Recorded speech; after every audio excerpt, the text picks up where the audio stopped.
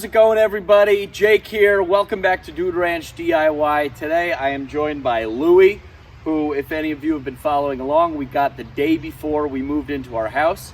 He is about 70% bloodhound, and he's been getting big. Yesterday we weighed him, and he's about 60 pounds. Isn't that right, Lou? Louie, you want to show him a trick? Louie, sit. Paw. Good boy. Lay down. Good boy. Good boy. As you can see, he's a really good dog, and Sarah and I have been having a lot of fun with him here on the property. We got him an invisible fence that I think we showed you a couple videos back. Today I have him on his little wire runner thing here because we did not extend the, wow, there are flies everywhere.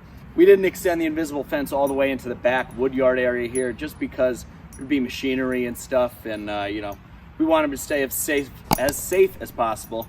But today, behind me, is the remnants of the pile that Chris and I split a couple of videos back. I had been stacking it up into IBC totes, and so far I filled about 2, and I have like a third left, and there's still some more wood on the ground that I need to get stacked up inside of there. So first things first, I'm gonna stack all that stuff up, then we're gonna fire up, then we'll get the IBC tote moved over with the rest of the IBC totes, then we'll fire up the tractor and bring some more logs over, get them bucked up, and hopefully get to some splitting today. It's kind of a gloomy afternoon. They're calling for some rain, so we're gonna try and beat the rain. But if we don't get any splitting done, at least we'll be productive and get this wood off this dirt ground. Which brings me to my next point. Some of you might have been wondering if I was just gonna leave it dirt or put down wood chips or what I was gonna do. The plan is to, I'm sorry, these bugs are really bad. The plan is that I'm gonna put down asphalt millings from when they tear up and resurface roads. There's a company around here that I reached out to, and in the next couple weeks or so, I'm not exactly sure when, but they said in the next few weeks, they're gonna be doing a pretty big road project around here in our area, and they would happily drop off as many triaxle dump trucks as I want of these road millings. So the plan is to get as many loads in as we think will be necessary to get a nice solid base. I'm hoping at least like 4 to 6 inches. And then Shane will come back one final time with the excavator, level it all out, fill in, you know, all the divots, cover all the rocks and roots and stuff that are sticking out. And we should have, fingers crossed, a really nice beginning to a work area and road and access and everything to get back here. And then down the line, we'll expand and you know, extend our borders per se as we go. But enough chit chat, let's get to work.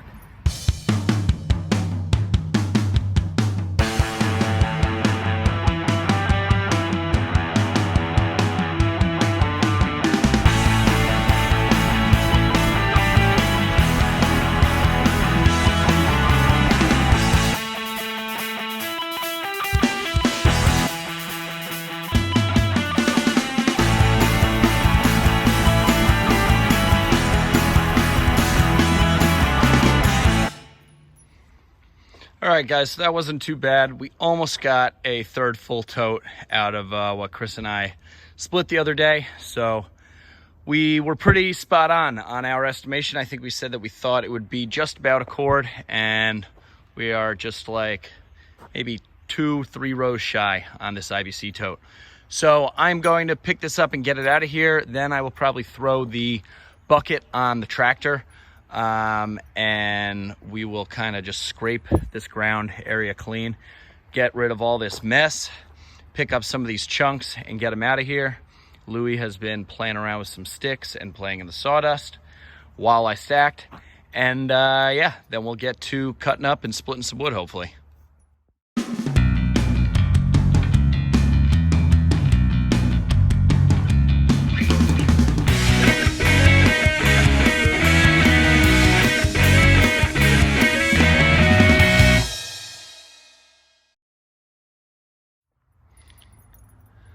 All right, guys, swapped out the forks for the bucket, obviously. Now I got all of this stuff to clean up, and these junk pieces over here that they're either cutoffs or they have some really big knots and stuff in them that just wasn't really worth it for me to take the time to send through the splitter. Now my thought is I don't really have a garbage area set up quite yet. One of the things that Shane will hopefully do when he comes back the very last time with the excavator is kind of dig me a little bit of a shallow pit that I'm hoping will be kind of like back in here to allow me to just drive up with one of the machines and kind of dump in all of that kind of garbage stuff and just be able to burn. So for now, my thought is that I'm just gonna kind of start making a little pile right here. I have a feeling that I'm going to regret it down the road because I'll probably end up having to move it again. But right now, it's not all that much stuff, and it's just kind of like, obviously, right in the middle of everything. So I think the best, quickest option is to just put it off over here and hope for the best. Maybe I'll have to move it, maybe I won't.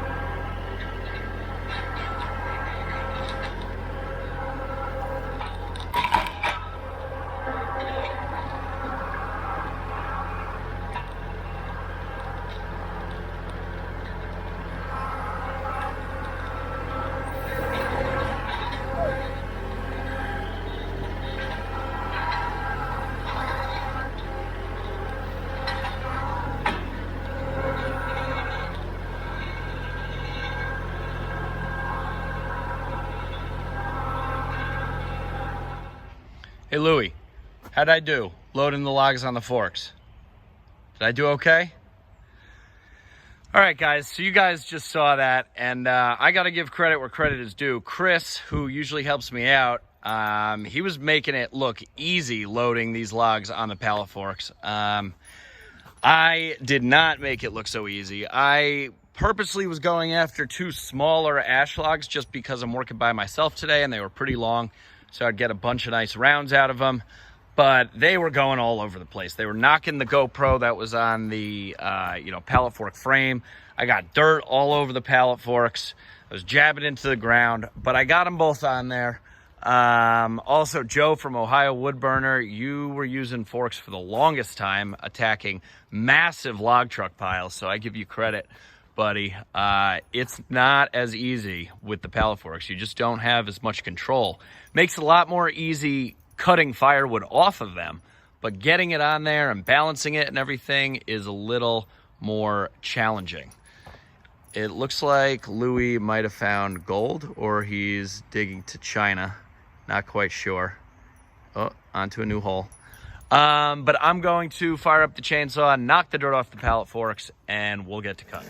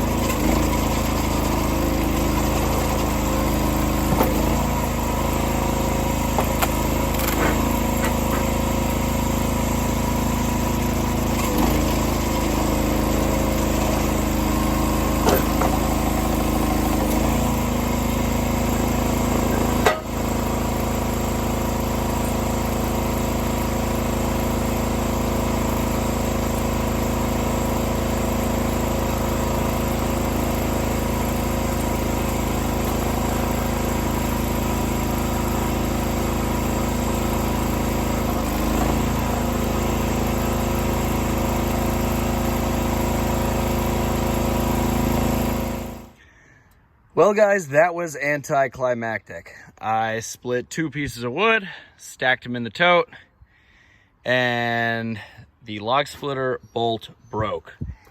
Even Louie's crying over there. These are grade 8 bolts, and as you can see, it literally just snapped. Bent a little bit, but mostly snapped. Pretty clean cut. This has happened before. I think it is due to having the restrictor plate here. As you can imagine, that does, add some force on there. You can see how it's not even like really straight. And I think that's due to my detents on the return stroke here not being adjusted quite properly. I've tried to adjust them numerous times, and I just can't really seem to find the sweet spot where it won't kick off due to just, pressure on the return stroke, yet where it will kick off soon enough as soon as it hits this restrictor plate to not put a bunch of pressure on. If anybody has had this problem or has fixed this problem, please let me know in the comment section below. For now, I came to my handy toolbox of chainsaw, wood, firewood tricks, and I do happen to have 3 spare bolts and 3 spare nuts. However, with one person, it can sometimes be a challenge to try and get the shaft and this hole all lined up. Although usually the biggest problem is getting the old bolt out. However, we got lucky this time and it just popped out. So I'm gonna try and throw it in and see if we can at least split up the rest of this wood. But RuggedMade Splitter has been broken.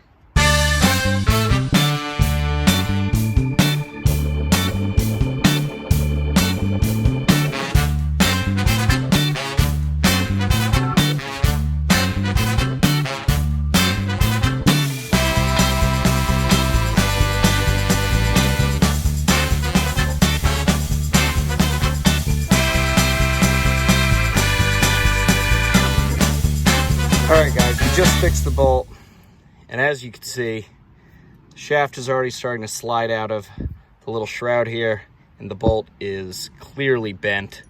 So I need to go back to the drawing board here and work on this detent right here to figure out the pressure and the issue that's going on. It's obviously having too much pressure. As you can see, this restrictor plate, I do not think should be, you know, bending back like that, and that's the same issue that I had with the original one that I had from RuggedMade.